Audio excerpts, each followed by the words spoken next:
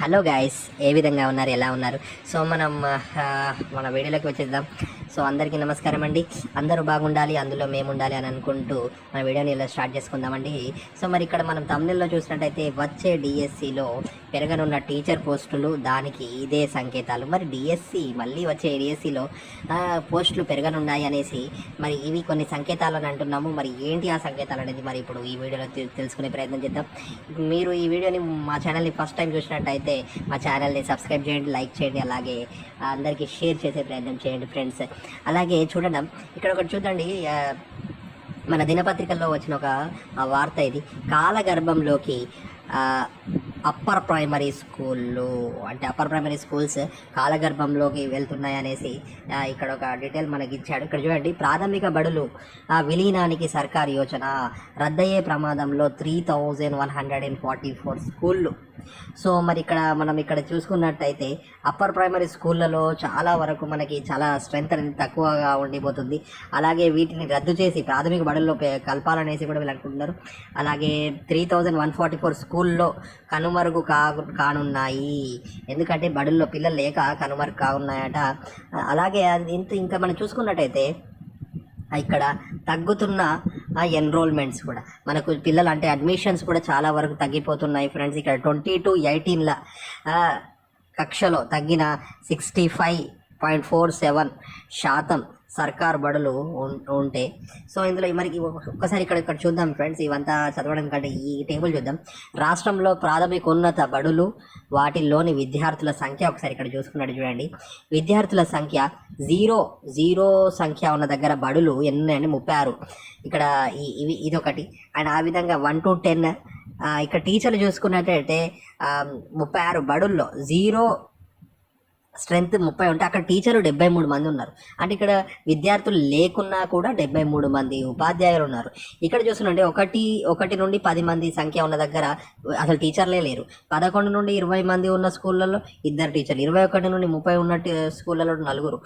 చూడండి, 21 నుండి 30 మంది స్కూళ్ళు ఒకటి ఉన్నది, అక్కడ 4 టీచర్లు, అంటే 30 మందికి 4 టీచర్లు ఉన్నారు. ఇక్కడ కూడా ఎక్కువగానే ఉన్నారు, అంటే అక్కడ ఉన్న దగ్గర లేరు, లేని కాడ ఉన్నారు. అండ్ ఇక్కడ చూడండి, 31 to 40 స్ట్రెంత్ ఉన్న దగ్గర 18 టీచర్స్. అలాగే ఈ విధంగా చూసుకున్నట్టయితే టీచర్స్ కొన్ని చోట్ల బాగున్నట్టు చూపిస్తుంది, కొన్ని చోట్ల తక్కువ ఉన్నట్టు చూపిస్తుంది, కానీ ఇక్కడ స్కూళ్ళు మాత్రం కనుమరుగుతున్నాయి. ఈ విధంగా మనం చూసుకున్నట్టయితే చాలా వరకు ప్రాబ్లమ్స్ అనేది ఎదుర్కొంటున్నారు. అలాగే చూడండి, ఇక్కడ ఇంకొన్ని గణాంకాలు ఉన్నాయి మన దగ్గర. అంటే జీరో స్ట్రెంత్ ఉన్న స్కూల్స్ ఎన్ని ఉన్నాయి చూసుకున్నట్టయితే, జీరో స్ట్రెంత్ ఉన్న స్కూల్స్ 1864. 1 నుండి 30 స్టూడెంట్స్ ఉన్న స్కూల్స్ 9447. 31 నుండి 100 స్కూల్స్లో 9609. 101 నుండి 250 స్ట్రెంత్ ఉన్న స్కూళ్ళు 3947 మంది. ఈ విధంగా చూడండి, 251 నుండి 500 అయితే 5063. అలాగే 501 నుండి 750 స్ట్రెంత్ ఉన్న స్కూల్స్ 272 మాత్రమే. అంటే ఎక్కువ స్ట్రెంత్ ఉన్న స్కూల్స్ అంచెలంచెలుగా పడిపోతూనే వస్తున్నాయి. ఈ విధంగా ఎందుకు జరుగుతుంది అంటే మెయిన్గా కారణము సరైన సౌకర్యాలు లేకపోవడం, ప్రాపర్గా ఫ్యాకల్టీ లేకపోవడం, ప్రాపర్ వాటిని మేనేజింగ్ చేయకపోవడం. సో ఇవన్నీ విషయాల్ని దృష్టిలో పెట్టుకొని ఇప్పుడు వచ్చే పోస్టులు ఈ విధంగా 6,000, 7,000, 11,000 కాకుండా 25,000 పోస్టులు మనకి వేస్తే చాలా బాగుంటుంది. కేవలము ఎస్జిటి మాత్రమే ఎక్కువ కాకుండా ఎస్ఏ కూడా, అలానే అన్ని రంగాల వాళ్ళకి టీచర్ పోస్టులకి సంబంధించిన వాళ్ళన్నీ మనకు ప్రాపర్గా ఇవ్వాలని కూడా మనం అనుకోవచ్చు. ఇంకోటి ఏంటంటే, మధ్యాహ్న భోజన పథకాలు అని చెప్పేసి, ప్రొద్దున బ్రేక్ఫాస్ట్ అని చెప్పేసి, ఫ్రీ బుక్స్ అని ఇవన్నీ పెడుతున్నారు, free uniform, free shoes, free అన్నీ పెడుతున్నారు. కాకపోతే వాటిని సరైన పద్ధతిలో వీళ్ళు వినియోగించుకోవడం లేదు. సరైన పద్ధతిలో వీళ్ళు దాన్ని పిల్లలకి సౌకర్యాన్ని కలిగించట్లేదు. ఇప్పుడున్న మన న్యూస్లో చూస్తూనే ఉన్నాం, ప్రతిరోజు ఎక్కడో అక్కడ గురుకులాల్లో కానీ, గవర్నమెంట్ స్కూళ్ళల్లో కానీ టీచర్ల మీద, ఫుడ్ మీద, దాని మీద, దీని మీద అన్ని గొడవలే అవుతున్నాయి. రీసెంట్గా చాలా స్కూల్స్లో కూడా మనం చూస్తూనే ఉన్నాం. సో మరి తగ్గాలి అంటే మంచి ఫ్యాకల్టీ ఉండాలి. టీచర్స్ మీద కూడా చాలా కంప్లైంట్స్ వస్తున్నాయి. సో ఎలాంటి టీచర్స్ ఉన్నారు బడులలో, ఎలాంటి టీచర్స్ ఉన్నారు, ఏ సబ్జెక్ట్కి ఎంతమంది ఉన్నారు, ఎక్కడ ఈ విధంగా టీచర్స్ లేనందునే మనకు పిల్లలందరూ తగ్గిపోతున్నారు. కావున గవర్నమెంట్ దీన్ని దృష్ట్యా చేసుకొని ప్రభుత్వం కూడా ఎక్కువ మంది టీచర్లని అపాయింట్ చేసే అవకాశం అయితే ఉంది ఇది. అండ్ దాంతోపాటు ఇప్పుడు వచ్చే ఎన్ఈపి, న్యూ ఎడ్యుకేషన్ పాలసీ ప్రకారము మనకి టీచర్స్ కూడా చాలా ఎక్కువగానే కావాల్సి వస్తుంది. ఆ తర్వాత 10+2 చేయబోతున్నారు. 10+2 10 తర్వాత అది 11 12 క్లాసుల్ని కూడా కలపబోతున్నారు. సో అలాంటి తరుణంలో, అలా కలపనున్న తరుణంలో కూడా మనకి ఈ టీచర్లు అనేది చాలా ఎక్కువగా అవసరం పడతారు.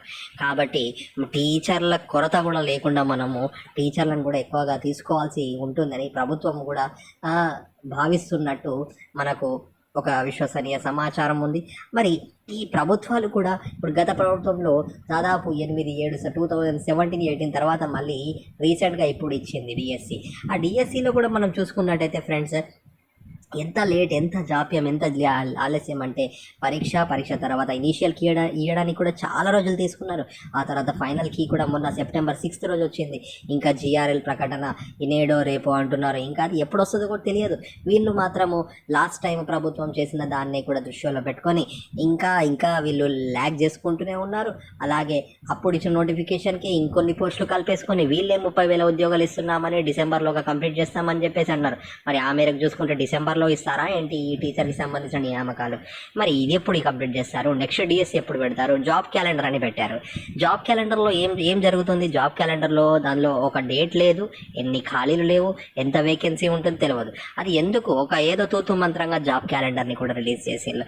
సో మరి ఇవన్నీ విషయాలు చూసుకున్నట్టయితే ఏది నమ్మాలి, ఏది నమ్మకూడదు అని ఇప్పుడు బిఎడ్ చేసి డిఎడ్ చేసి బయటికి వచ్చే పిల్లలు మాత్రము, ఎడ్యుకేషన్ ఉన్న వాళ్ళు చాలా సంవత్సరాల నుండి అయ్యో నా ఏజ్ సరిపోతలేదు, ఏజీగా అయిపోతుంది అని అనుకునే వాళ్ళు కూడా ఎంత ఇబ్బంది పడుతూ ఉంటారు కావచ్చు.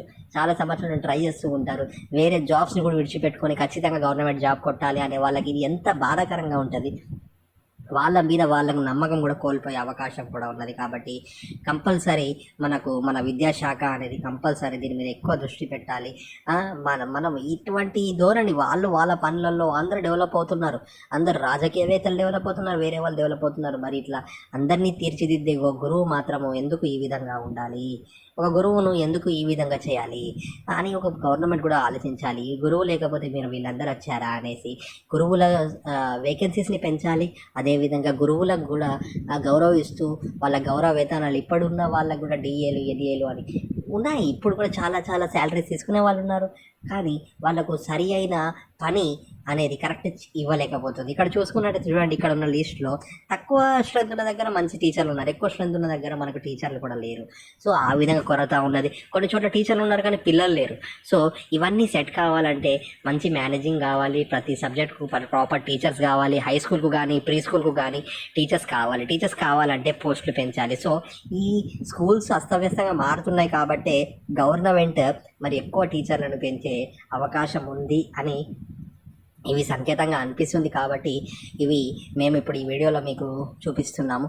కాబట్టి మీరు ఇవే కొలమానంగా తీసుకొని టీచర్లు పెరుగుతాయి అనేది మాత్రము తెలియదండి. ఇది మనకు అవాస్తవంగా కూడా మారే అవకాశం ఉన్నది. కాబట్టి మనమందరం కూడా ఆశిద్దాం. ఇప్పుడు డిఎస్సిలో ఈసారి కూడా ఫస్ట్ టైం ట్రై చేసి కూడా తక్కువ మార్క్స్ వచ్చాయని బాధపడకండి ఫ్రెండ్స్. నెక్స్ట్ డిఎస్సి ఉంటుంది, నెక్స్ట్ టైం ఉంటుంటుంది. మీరు ఫ్రెషర్గా ఉన్నప్పుడు మీరు టెన్షన్ తీసుకోవాల్సిన అవసరం లేదు. మనము నెక్స్ట్ డిఎస్సిలో కూడా మళ్ళీ ట్రై చేస్తూ కూడా నెక్స్ట్ ముందంజలో వెళ్ళే అవకాశాలు మనకి చాలానే ఉండబోతున్నాయని మనం నమ్ముదాం.